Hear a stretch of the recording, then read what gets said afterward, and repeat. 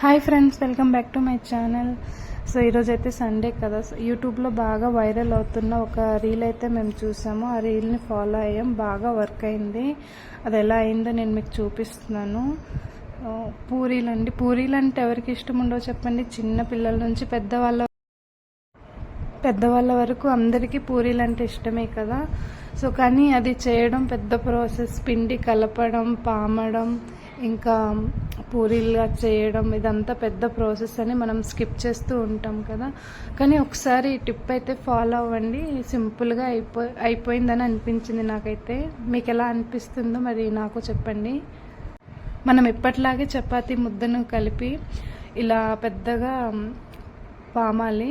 పామి తర్వాత మన దగ్గర ఏదైనా ఒక సాపుగా ఉన్న గిన్నె లేకపోతే స్టీల్ డబ్బాలు ఉంటాయి కదా, దాని మూతతో అయినా బాగుతుంది. ఇలా నేను చూపించే విధంగా చేయండి. సో అంతా ఒకే సైజులో, అసలు ఎంత బుజ్జిగా వస్తాయి పూరీలు అంటే ఎవరైనా గెస్ట్ వచ్చినా మనకి చాలా బాగుంటాయి చూడడానికి, ఎవరికైనా ఇవ్వడానికి కూడా అంతా ఒకే సైజులో బాగుంటుంది. ఇలా అయితే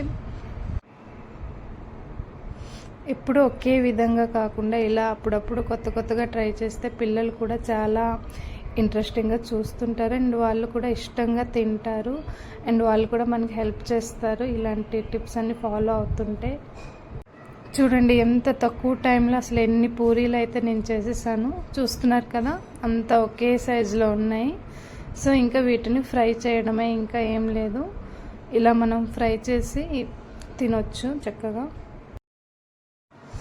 చాలా తక్కువ టైంలో నేనైతే ఒక 50 వరకు పూరీలు అయితే సింపుల్గా చేసేసాను. అసలు మామూలుగా అయితే పూరీలు అంటే ఎంత పెద్ద ప్రాసెస్, అది ఎంత బాల్స్ చేసి పామి ఫ్రై చేయడం అంటే పెద్ద ప్రాసెసే. ఇలా అయితే అసలు టైమే చాలా సేవ్ అయింది, అండ్ పూరీలు కూడా నీట్గా ఉన్నాయి, చాలా బాగున్నాయి ఫ్రెండ్స్. ఎవరైనా వస్తే మనం ఇలా పెడితే బాగుంటుంది. అంతా ఒకే సైజులో ఉంది చూడండి. Okay, thank you friends, thank you for watching. Please subscribe చేసుకోండి. Okay, bye friends.